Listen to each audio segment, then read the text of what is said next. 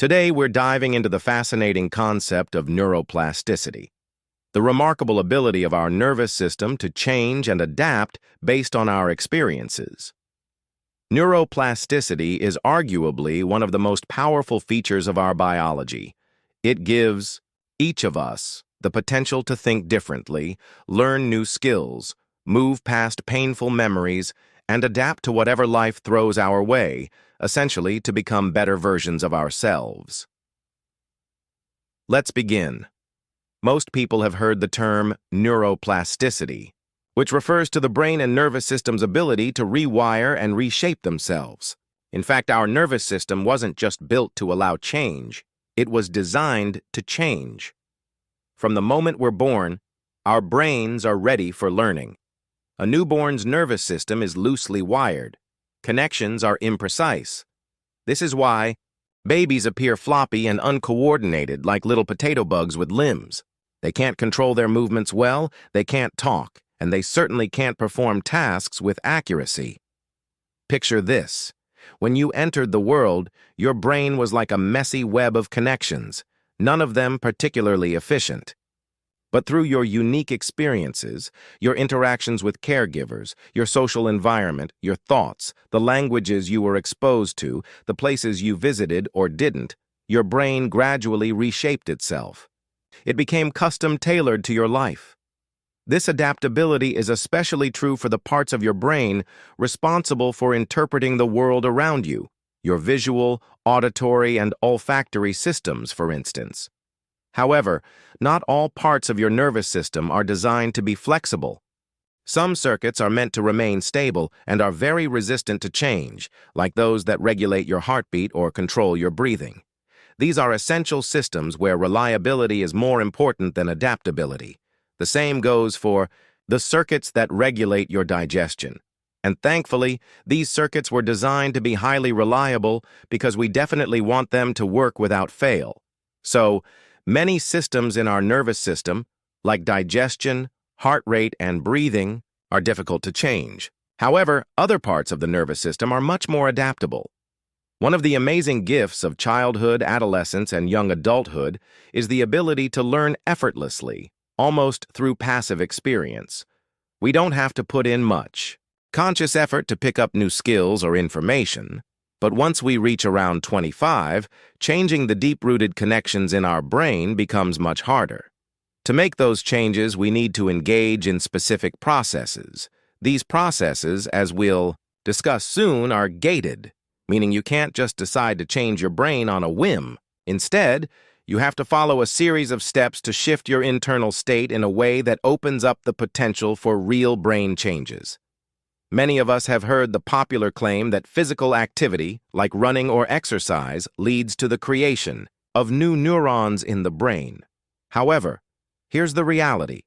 After puberty, our brain adds very few new neurons, if any at all. So while we may not be adding many new neurons throughout our life, the good news is that we can still transform our nervous system. The brain is still capable of change, provided we create the right conditions, chemically and environmentally. If we set the right circumstances, the nervous system can shift into a mode where change isn't just possible, it's actually quite likely. As I mentioned earlier, the hallmark of a child's nervous system is its remarkable plasticity. It's wired to change. One of the ways we can experience this change at any stage of life is through sensory deficits or impairments, such as in our eyes, ears, nose, or mouth. For example, in individuals who are blind from birth, the occipital cortex, which is usually responsible for vision, repurposes itself to process sounds and even tactile sensations like Braille. There's a fascinating case where a woman who had been blind since birth had a stroke that damaged most of her occipital cortex. Initially, her visual cortex had taken over functions like hearing and reading Braille. After the stroke, she lost both her ability to read Braille and to hear, illustrating the crucial role of neuroplasticity in sensory functions. She did manage to recover some aspects of her function, which is a hopeful outcome. Thankfully, most people don't find themselves in such an unfortunate situation. In fact, what we know is that individuals who are blind and use their visual cortex for tasks like braille reading or processing sound tend to have significantly enhanced auditory and tactile abilities. This means they can detect sounds and feel textures with their fingers in ways that typical sighted people cannot. Interestingly, blind people also have a much higher incidence of perfect pitch, the ability to identify musical notes without any reference. This tells us something powerful about the brain, especially the neocortex, which is the outer part of the brain. It's designed to be a map of our unique experiences. This idea of how the brain adapts can be observed in what I call experiments of impairment or loss. For example, someone who has been blind or deaf since birth, or who has a limb development issue, will have their brain map specifically adapted to represent their body plan, not an idealized or typical one.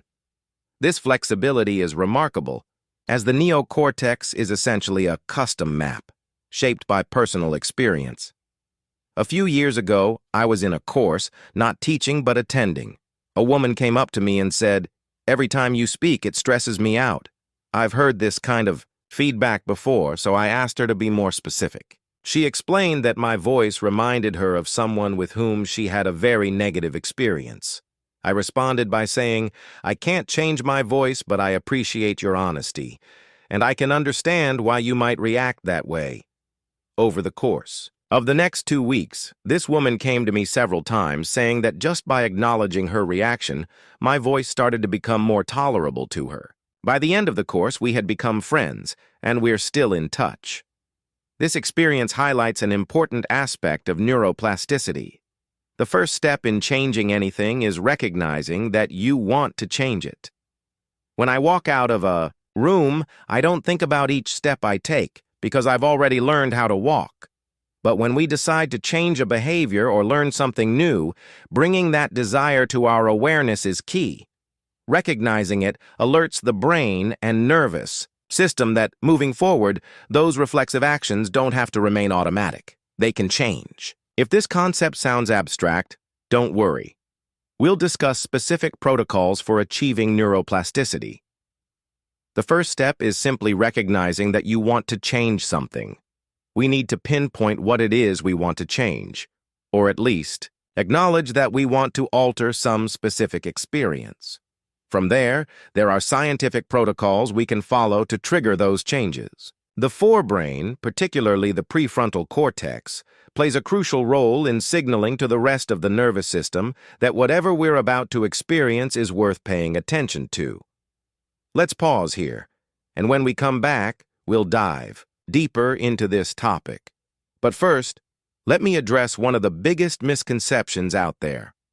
One of the common misconceptions these days is that every experience you have actually changes your brain. People love to say things like, "Your brain is going to be different after this lecture," or "You'll leave today's class with a brain that's changed from 2 days ago." However, that's simply not the case. The nervous system doesn't change just because you experience something, unless you're a very young child. In reality, the brain changes when specific neurochemicals are released, which then allow the active neurons at the time to either strengthen or weaken their connections. So, when people say that your brain will be completely different at the end of a lecture, it's not true. If you're older than 25, your brain won't change unless you intentionally shift your attention or change your experience in a way that signals to your brain that it's time to adapt. These changes in the brain happen through the strengthening and weakening of particular connections. The key takeaway here is that if you want something to change, you must focus an immense amount of attention on whatever it is you want to alter. This ties back to the earlier point I made. It all begins with awareness. So why is attention so critical? In the early 90s, a graduate student named Greg Recanzone, working in Mike Merzenich's lab at UCSF, set out to test the idea that brain changes could only happen early in life, as it was believed that the adult brain wasn't plastic. They conducted a series of experiments that by now we can confidently say demonstrated that the adult brain can change, as long as certain conditions are met. The experiments they conducted were challenging for both the experimenters and the participants. Let me describe one. If you were a participant in one of their studies, you'd sit down at a table and they would record or image your brain, specifically looking at how your brain represents your fingers. In front of you would be a spinning drum, something like a stone or metal drum with little bumps.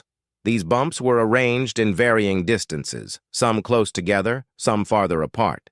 The task for the participant was to press a lever whenever the bumps changed in spacing, either becoming closer together or further apart. These differences in the bumps were very subtle, so participants really had to focus on the precise distance between them. The subjects weren't experienced in tasks like this, nor were they Braille readers. What the researchers discovered was that as the participants concentrated more on the distance between the bumps and signaled when they noticed a change by pressing a lever, there were rapid changes in how the brain represented the fingers. These changes were a clear example of neuroplasticity. What's even more remarkable is that these changes could go in either direction. Participants could get better at detecting whether the bumps were getting closer together or farther apart. While these tasks may seem somewhat disconnected from real-world applications, especially for someone who doesn't read Braille, the key takeaway is that the brain's representation of touch is highly adaptable, even in fully adult subjects. The results proved that the adult brain is still capable of significant plasticity. They also conducted some important control experiments to clarify the findings. In some cases, they had participants touch the bumps on the spinning drum, but instead of focusing on the bumps, they asked them to pay attention to an auditory cue. Every time a tone played or its pitch changed, participants were asked to signal. The key observation here was that when participants focused on the auditory cue instead of the bumps, the plasticity occurred in the auditory part of the brain, not in the touch-related areas. This is a direct challenge to the common claim that every experience you have will change your brain. That's simply not true. It's the experiences you pay focused attention to that trigger plasticity, and the change is specific to the type of experience you're attending to. So why does all this happen? Merzenich and his team set out to answer this question, and the answer they found is quite straightforward and neurochemical. The first key neurochemical is epinephrine, or adrenaline. We call it adrenaline when it's released from the adrenal glands, but when it's released from the brain, we refer to it as epinephrine. It comes from a region in the brainstem known as the locus ceruleus, and it's released when we're paying attention or feeling alert.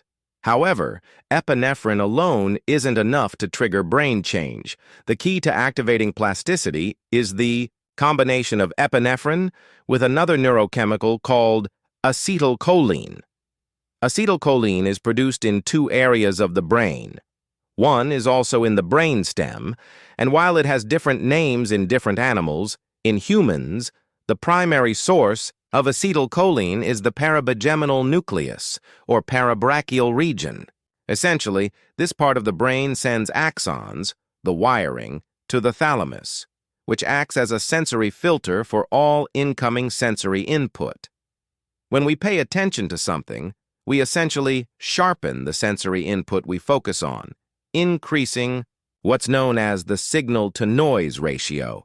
In simpler terms, this means we're making the relevant information stand out amidst the background noise. Acetylcholine acts like a spotlight, honing in on the sensory data we're focused on, but even epinephrine and acetylcholine aren't enough on their own.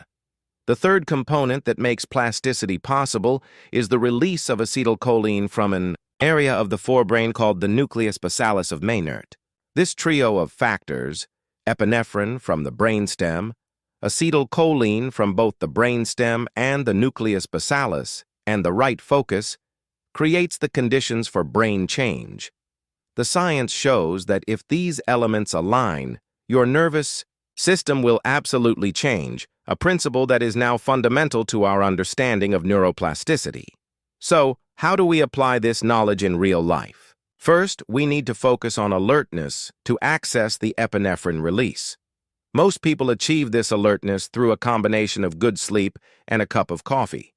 Establishing a consistent sleep schedule is key, as well as understanding how much sleep you personally need to feel alert. Once alertness is established, the next step is to access it effectively. Some people use psychological tricks to create accountability. For example, they might commit to a goal, like running a marathon or learning a new language, and make that commitment public. Some go as far as setting up consequences like donating money to a cause they don't support if they fail to meet their goal. Whether it's out of love, fear, or shame, the brain responds to these emotional drivers by activating the release of epinephrine. The crucial takeaway is that it doesn't matter whether your motivation is driven by positive emotions, love, or negative ones, fear or shame. Both can stimulate epinephrine release and help you focus. The key is identifying a set of motivating reasons to stay alert, energized, and focused on your goal. This mix of motivation can help you stay on track and create the attention needed for brain. And while we're talking about attention, there are more sophisticated ways to increase acetylcholine in the brain, but at a basic level, it's the focused attention that primes the brain for neuroplasticity. In the real world, it's one thing to be in a lab where focus is carefully controlled, but it's another to struggle with bringing your attention to something in a world full of distractions, especially in the age of smartphones and constant notifications. Many people, including adults, are experiencing attention issues, which in some cases are almost at a clinical level. I do think this is a real issue, but what it really highlights is that we all need to learn how to cultivate a deeper level of focus. There are neuroscience principles that can help us achieve this, and I want to touch on some of the pharmacological aspects first, since I'm often asked about it. People often ask me, what can I take to increase my acetylcholine levels? Well, there are substances that can help with that, and one of the most well-known is nicotine.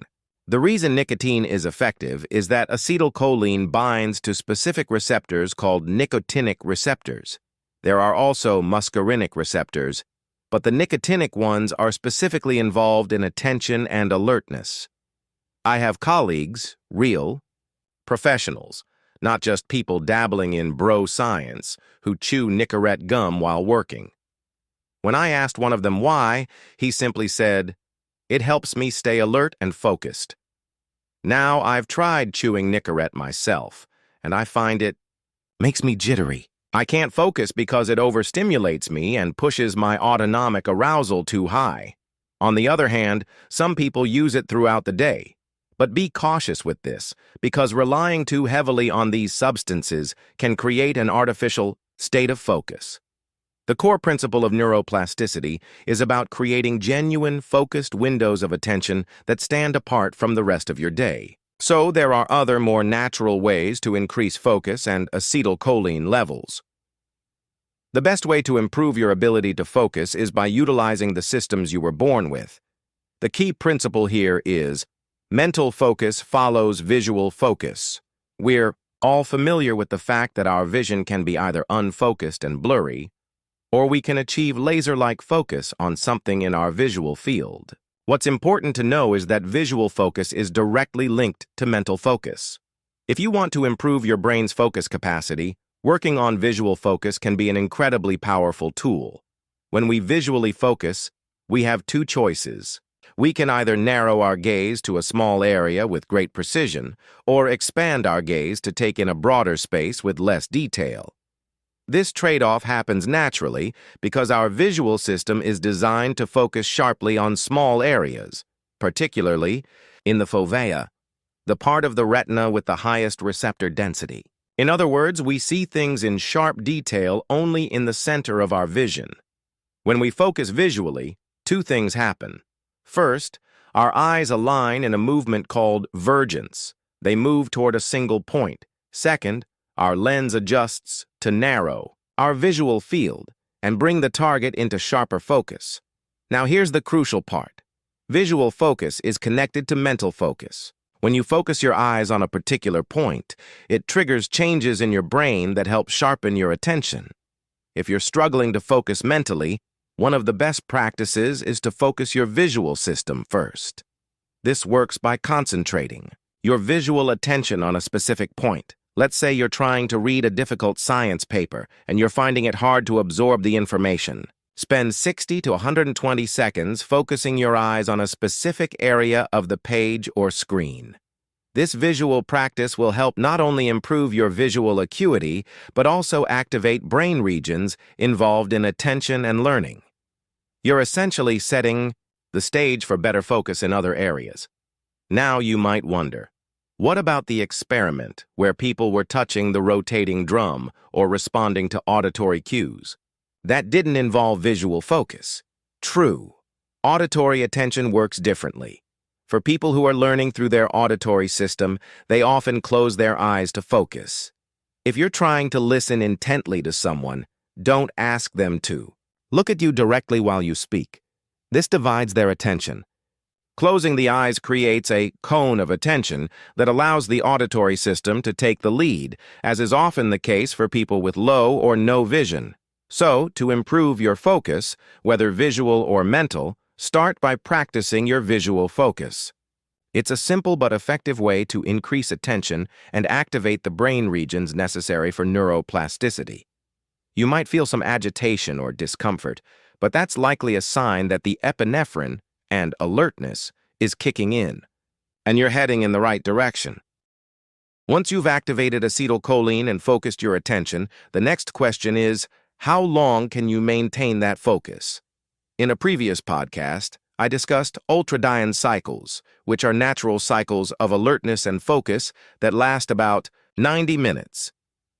Research suggests that the ideal learning bout should be around this length, typically 90 minutes, with the first 5 to 10 minutes being a kind of warm-up period.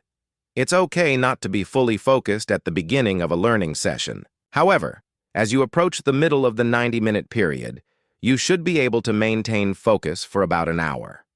For me, maintaining focus means eliminating distractions. I turn off the Wi-Fi, put my phone in another room, and immerse myself fully in the activity. It's vital to experience what it feels like to be completely absorbed in your work, even when you sense your attention drifting.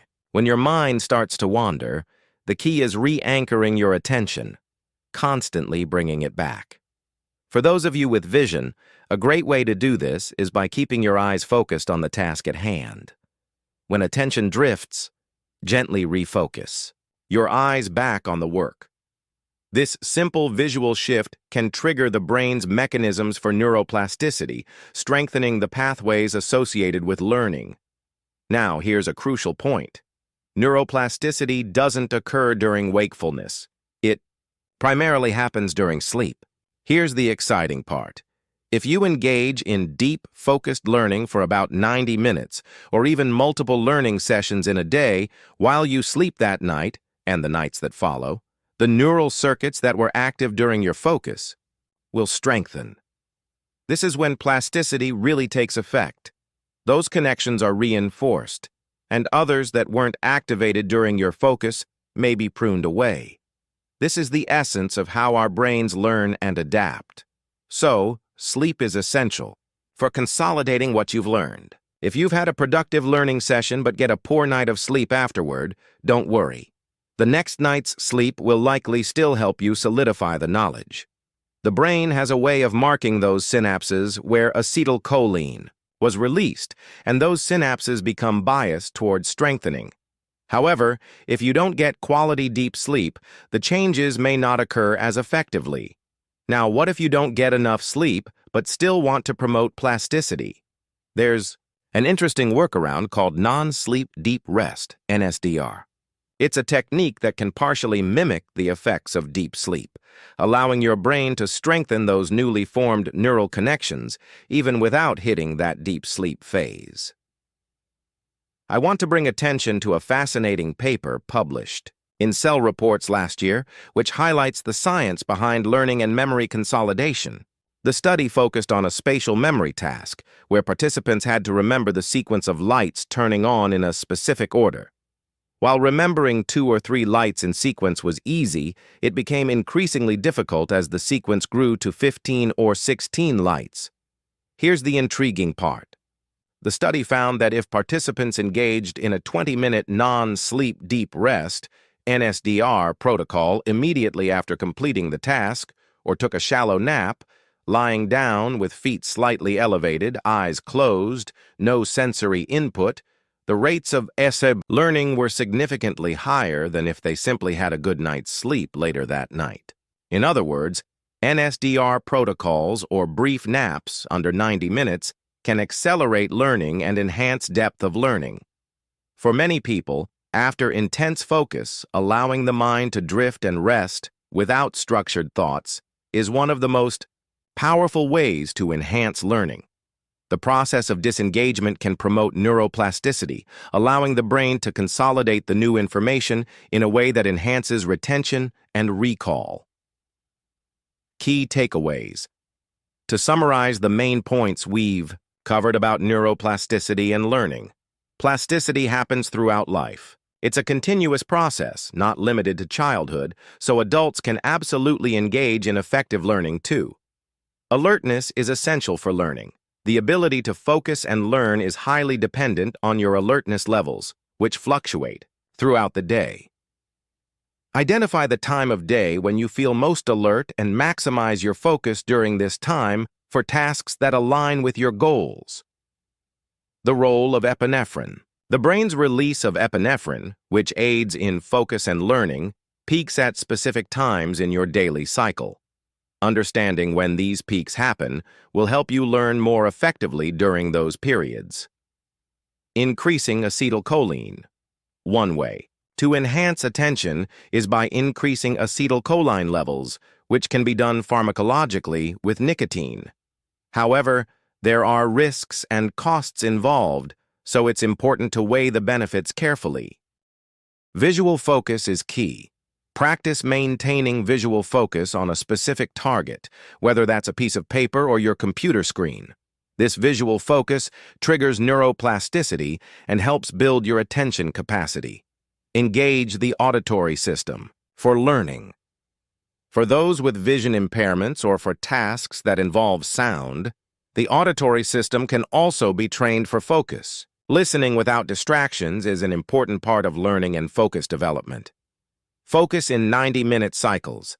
Effective learning doesn't require you to be focused all day long. The key is to work in 90-minute focus bouts within ultradian cycles. Don't expect to maintain perfect focus throughout. There will be periods of distraction, and that's fine. Just re-anchor your attention when it drifts. Deliberate disengagement. After focused periods, engaging in rest or low stimulation, activities like walking, running, or just sitting with your eyes closed, can actually promote deeper learning. These activities allow your brain to process and consolidate new information. By applying these principles, you can optimize your learning and focus. Remember that balance is key. You don't need to maintain intense focus all day long. Focused, deliberate learning in short bursts, followed by rest and recovery, leads to the best outcomes for neuroplasticity and overall cognitive performance.